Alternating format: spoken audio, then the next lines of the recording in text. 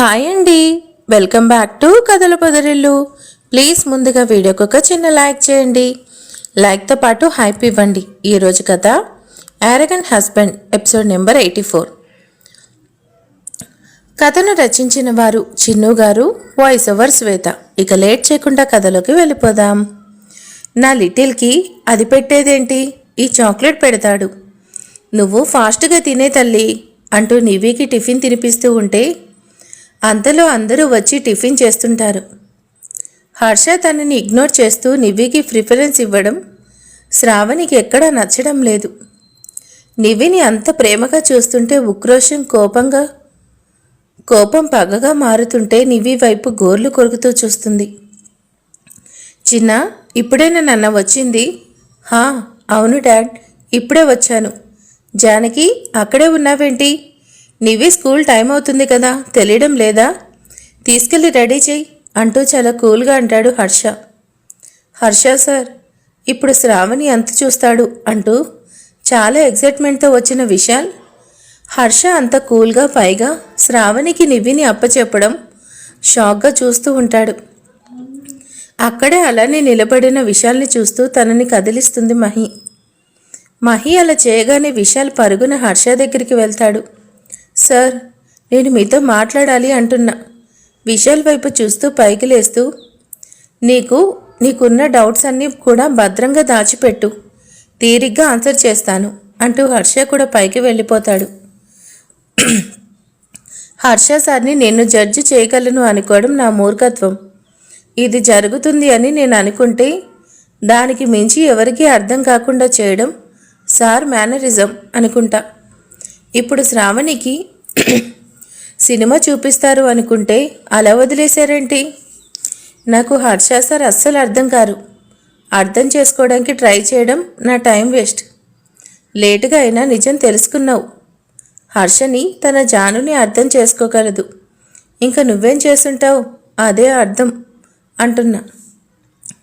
శ్రావణి, ఏం చేస్తున్నావు అంటూ లోపలికొచ్చి నివ్వి రెడీ చేస్తున్న శ్రావణిని చూస్తూ అడుగుతాడు హర్ష. ఇప్పుడు నువ్వు నన్నేమని పిలిచావు? నేనేమన్నా నీ పేరుతో పిలిచాను. నీకెందుకు అలా వినిపించింది నేనేదో అన్నానని? లిటిల్ ఈరోజు నిన్ను తాతయ్య స్కూల్లో డ్రాప్ చేస్తాడు, నువ్వు వెళ్ళు బంగారం అంటూ నివ్విని కిందకు పంపిస్తాడు. నాకెందుకు నన్ను శ్రావణి అన్నట్టుంది. లేదు, హర్ష అలా ఎందుకంటాడు? అదంతా నా భ్రమ మాత్రమే. జానకి, ఏంటి అలా ఆలోచిస్తున్నావు? అలా ఉన్నావు? ఏం లేదు హర్ష, నీకోసమే ఆలోచిస్తున్నా. నువ్వు ఒక్కరోజు కనపడకపోతేనే ఏదోలా ఉంది. ఇంకెప్పుడు నన్ను వదిలి వెళ్ళకు అంటూ బెడ్ మీద కూర్చొని ఉన్న హర్ష పక్కకి చేరుతుంటే హర్ష వెంటనే పైకి లేస్తూ ఫ్రెష్ అవ్వడానికి వెళ్ళిపోతాడు. హర్ష ఏంటి నాకు దూరంగా ఉంటున్నాడు? అదేం లేదులే, ఇప్పుడేగా ఊరి నుంచి వచ్చింది, అందుకే వెళ్ళిపోయాడు. రోజు దాన్ని హర్ష డ్రాప్ చేసేవాడు. ఈరోజు వెళ్ళలేదంటే నా కోసమే కదా హర్ష. వచ్చేలోపు నేను అందంగా రెడీ అవ్వాలి అనుకుంటుంది శ్రావణి. జానకి అన్న హర్ష పిలుపు గట్టిగా వినిపిస్తుంటే బాల్కనీలో ఉన్న శ్రావణి పరుగునొస్తుంది. శ్రావణి రావడం చెంప పగిలేలా కొడతాడు హర్ష. హర్ష, ఏంటిది? నాకు షర్ట్కి బటన్స్ లేకపోతే కోపం అని తెలిసి కూడా నెగ్లిజెన్సీగా ఉంటావా? జానకి నీకు అలసిస్తున్నా కదా అనేసి ఎక్కువ చేస్తున్నావు, లేదా ఐఏఎస్ ఆఫీసర్ అని పొగరు చూపిస్తున్నావా? నువ్వెవరైనా కూడా ఈ ఇంట్లో నేను చెప్పినట్టు ఉండాలి, నేను చెప్పినట్టు చెయ్యాలి. హర్ష, దానికి నన్ను కొడతావా? మరి దేని కొట్టాలి అంటూ మళ్ళీ 2 పీకి నా ముందు వాయిస్ రేస్ చేయకు. నాకు వాయిస్ రేస్ చేస్తే నచ్చదు. అన్నీ మూసుకొని నేను చెప్పినట్టు చెయ్యి. అంతేకాని ఏంటి ఎక్కువ చేస్తున్నావు? నిన్ను నా కూతురు కోసమే కదా భరిస్తున్నా. దానికోసమే కదా నిన్ను ఇంటికి తీసుకొచ్చింది. అందరి ముందు మనం బాగున్నట్టు నటిస్తుంది. ఏదో 4 రోజులు పోనీలే అని ఊరుకుంటే నా కూతురు మీదే చేయలేపుతావా? నీకు అప్పుడే చెప్పాను కదా, జానకి నిన్ను పెళ్లి చేసుకుంది నా కూతురు కోసమే. దానికి నువ్వంటే ఇష్టమని నిన్నింకా ఇక్కడ ఉండేలా చేస్తున్నా. లేదంటే ఎప్పుడో అంటూ హర్ష శ్రావణి మొహాన ఆ షర్ట్ వేసి వేరే షర్ట్ తీసుకుంటూ ఆ మొహం మార్చి బయటకు వచ్చి తగలడు అంటూ హర్ష బయటకు వచ్చేస్తాడు.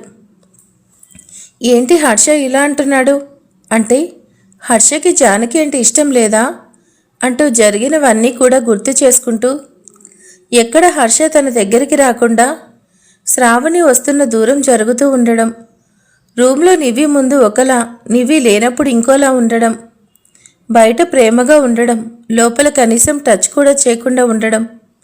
ఆ టైంలో తన మైండ్ అంతా కూడా హర్ష చెప్పిన దానికి తగ్గట్టుగానే ఆలోచిస్తుంది. మొదట తన మీద చూపించిన ప్రేమ గుర్తుకు రావడం లేదు.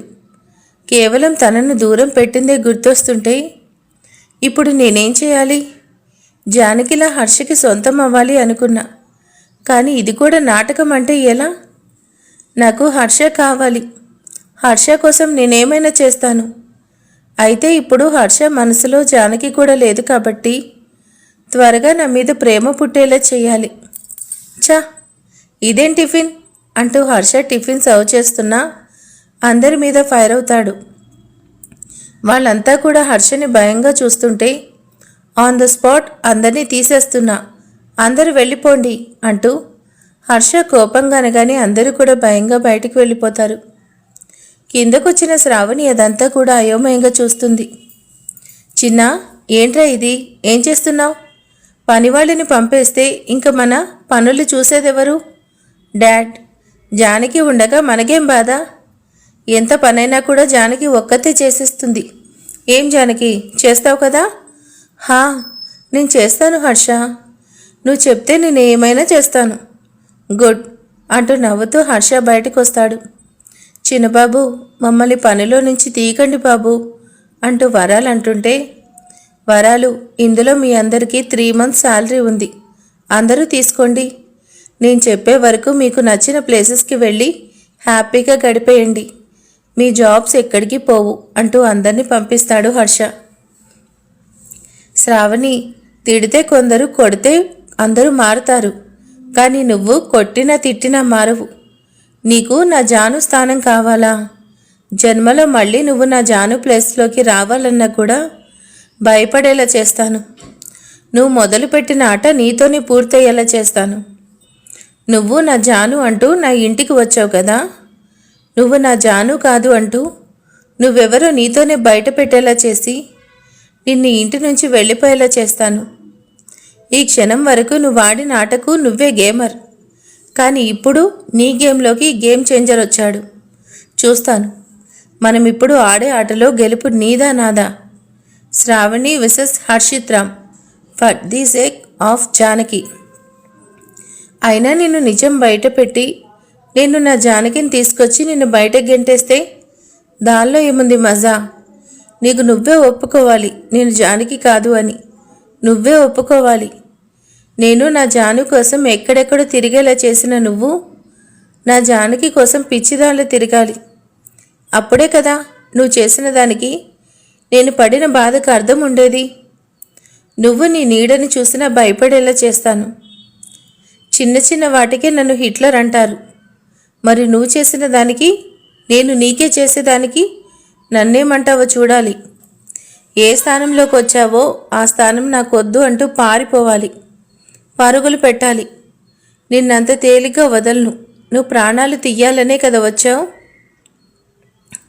కానీ నేను నీ ప్రాణం తీస్తాను. కింద పడిన ప్లేట్స్ తీస్తూ అక్కడ క్లీన్ చేస్తున్న శ్రావణిని చూస్తూ అనుకుంటాడు హర్ష. అన్నప్రాసన రోజే ఆవకాయ రుచి చూపిస్తే బాగోదులే, ఎంతైనా నా మరదలు పిల్ల కదా. శ్రావణి, మరదలతో బావ సరసాలు సరదాలు రుచి చూపించాలి. సార్, మీరేం చేయాలనుకుంటున్నారు? నాకేం అర్థం కావడం లేదు. జానకి మేడం వచ్చేసినా కూడా శ్రావణిని ఇంకా ఇంట్లోనే ఉంచారేంటి? అసలే ఎప్పుడు శ్రావణి చిన్న మేడంని ఏం చేస్తారో అనే కదా భయంగా ఉన్నాం. విశాల్, నీకున్న డౌట్స్ క్లారిఫై చేసే ఓపిక టైం నాకు లేదు. క్లియర్గా ఒక్క ముక్కలో చెప్పేస్తున్నా. మళ్ళీ అడిగానంటే తాట తీస్తాను. దొంగ చేతికి తాళం అందిస్తే ఏమవుతుంది? దాన్ని వాడేం చేసుకుంటాడు? దొంగతనం చేయలేడు, వాడితోనే ఉంచుకోలేడు. ఇప్పుడు నేను అదే చేస్తున్నా. నా ఇంటికి వచ్చిన శ్రావణి అనే దొంగకి తాళం ఇస్తున్నా. ఇప్పుడు నా ఆస్తి, నా ప్రాణం, నా లిటిల్కి కాపలా అదే. నేనేం చేయాలో నాకు బాగా తెలుసు. నాకు విజన్ ఉంది. నువ్వు సోది పెట్టడం ఆపి వెళ్ళి మీ మేడంని రమ్మని చెప్పు అంటూ బయట నుంచే కారులో ఉండి విశాల్కి చెప్తాడు.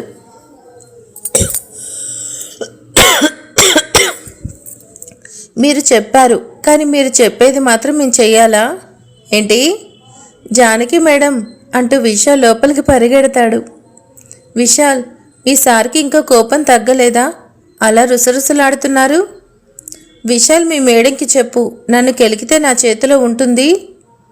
విశాల్, ఏం చేస్తారంట? అందుకే నేను రానన్నాను. నన్ను గడప దాటకు అని చెప్పి చూడకుండా వెళ్ళిపోయాడు. ఇప్పుడు మీ సార్ చెప్పకుండా నేనెలా రావాలి?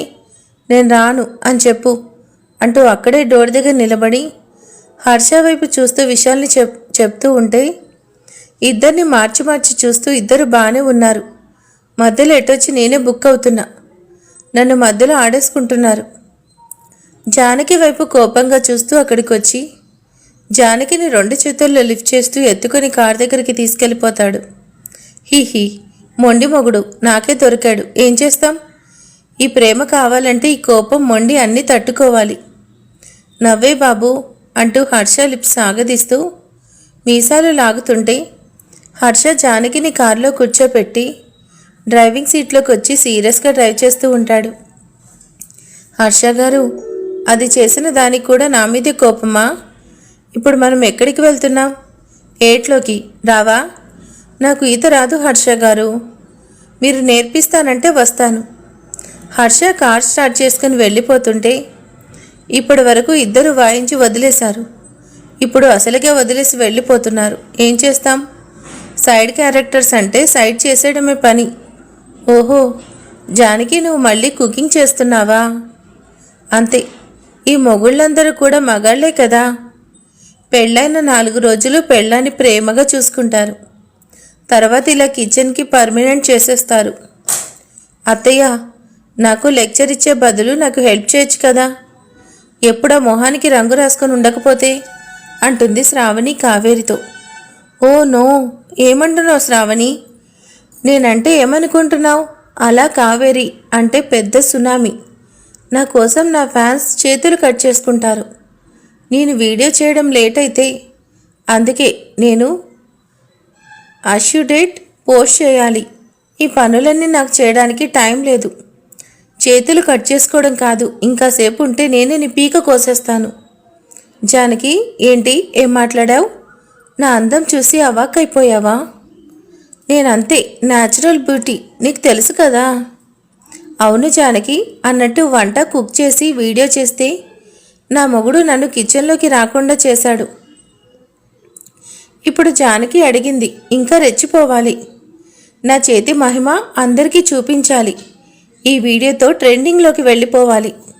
ఓకే, ఫీల్ అవ్వకు జానకి, నేను నీకోసం వంట చేస్తాను.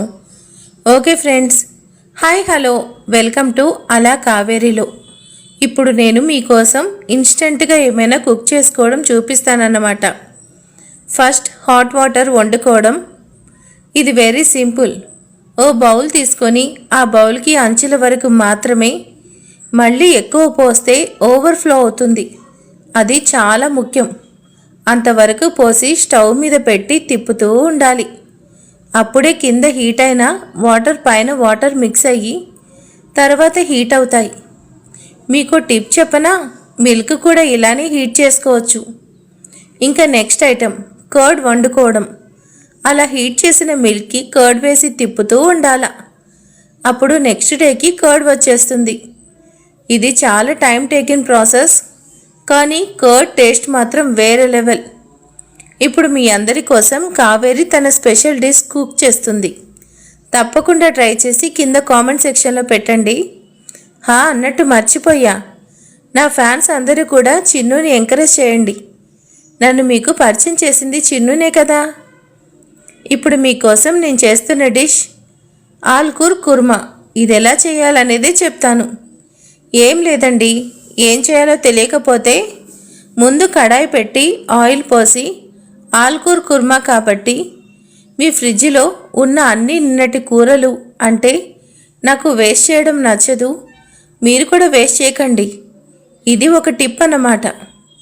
పచ్చి కూరగాయలు తీసుకొచ్చి అందులో వేసేయండి. తర్వాత వాటర్ పోసి ఉడకపెట్టి అన్నీ వేసి చివరిగా కారం బదులు ఇంట్లో ఉన్న పికిల్స్ వేసి తిప్పుతూ ఉండి కాసేపు దించేయండి. అంతే, ఆలుకూర కుర్మా రెడీ. ఇట్స్ స్మెల్లింగ్ యమ్మీ యార్. నాకు నోరు ఊరిపోతుంది. మీకు నచ్చిందా? ట్రై చేస్తారా? అయితే ఇంకెందుకు ఆలస్యం, ఆలుకూర కుర్మా చేసేయండి. నేను మీ అలా కావేరిలో. నన్ను సబ్స్క్రైబ్ చేసుకోవడం మాత్రం మర్చిపోకండి. ఇప్పుడు నేను మా ఆయన కోసం స్వీట్ రెడీ చేస్తున్నా. అది సీక్రెట్ రెసిపీ. నేను ఇప్పుడు ఎవ్వరికీ చెప్పను. జానకి, నువ్వు వెళ్ళు. నేను స్వీట్ చేసిన తర్వాత నువ్వు వచ్చి మిగతా పని చూసుకో అంటూ జానకిని పంపించి కావేరి గారు తన భర్త కోసం మంచి స్వీట్ చేసి దానికో మంచి పేరు పెట్టుకొని బయటకు వచ్చింది. తర్వాత కిచెన్లోకి వచ్చిన శ్రావణి కిచెన్ అవతారం చూసి షాక్ అవుతుంది.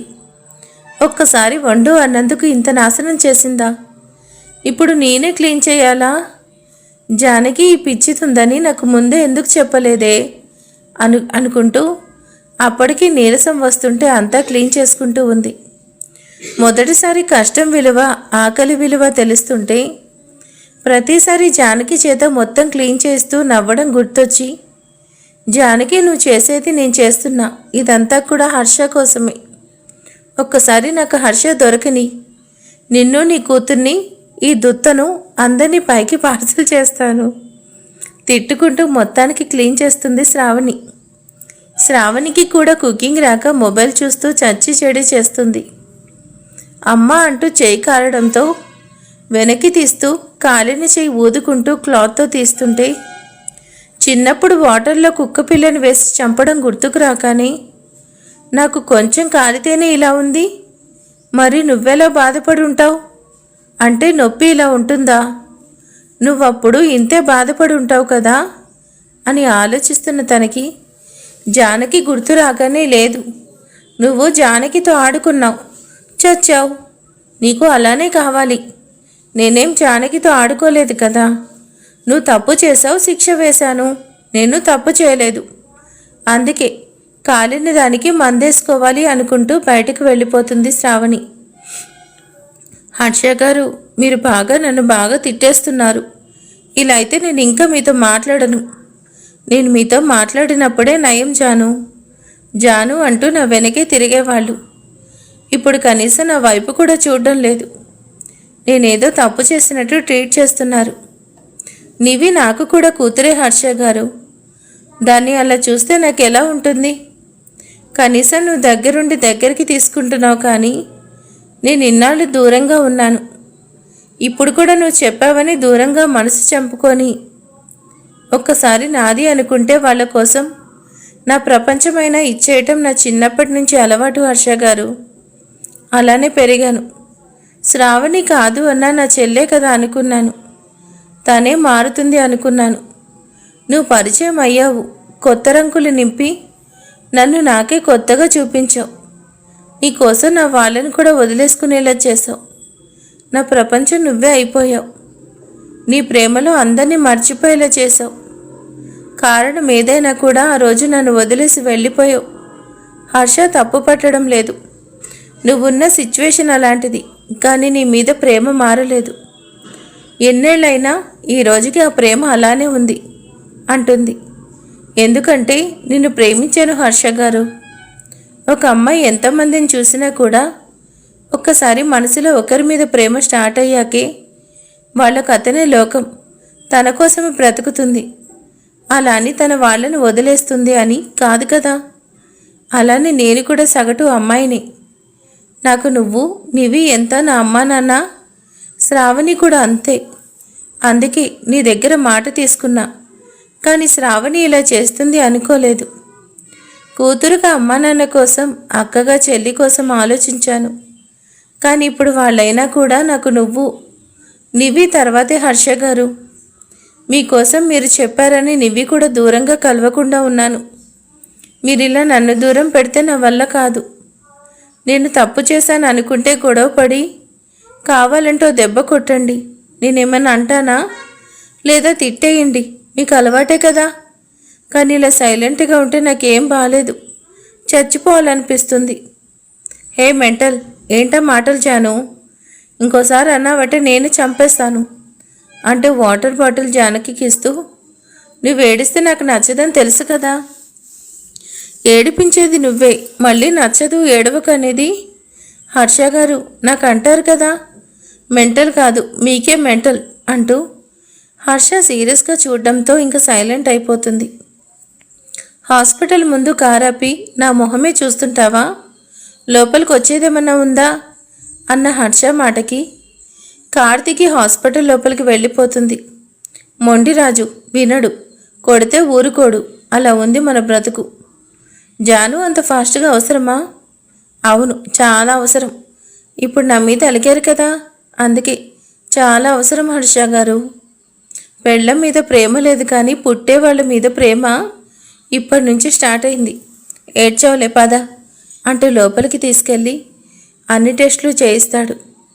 డాక్టర్ ఏం చెప్తాడా అన్నట్టు ఇద్దరు కూడా టెన్షన్గా చూస్తుంటే, వీక్గా ఉంది అంటూ డాక్టర్ డైట్ అస్సలు తీసుకోలేదు అంటూ చెప్తూ ఉంటే హర్ష కోపంగా చూడడం చూసి, అంటే ఇంట్లో వాళ్ళకి నేను చెప్పలేదు, అలా చూడకండి అంటూ డాక్టర్ దగ్గర టాబ్లెట్స్ అన్ని ప్రికాషన్స్ తీసుకొని ఇద్దరు బయటపడతారు. కారు మొత్తం ఫ్రూట్స్ మార్కెట్ అవుతుంటే, సూపర్ బజార్ అవుతుంటే ఏమంటే ఏమంటాడో అనేసి సైలెంట్గా చూస్తుంది. ఏంటి ఆ చూపు? మనసులో ఉన్నది కక్కే లేదా? లేకపోతే ఊరుకోవు కదా.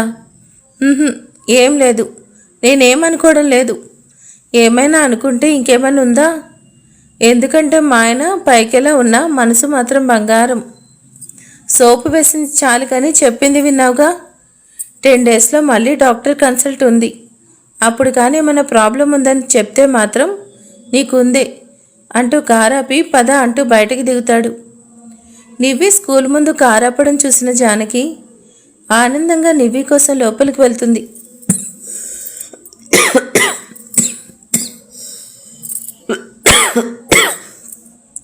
జాను అక్కడ చూడు అంటూ నివ్వి కూర్చొని ఉన్న వైపు చూపిస్తూ, ఎప్పుడు లిటిల్ మొహంలో మనం సాడ్నెస్ చూసామా? ఈరోజు కారణం నువ్వే కదా.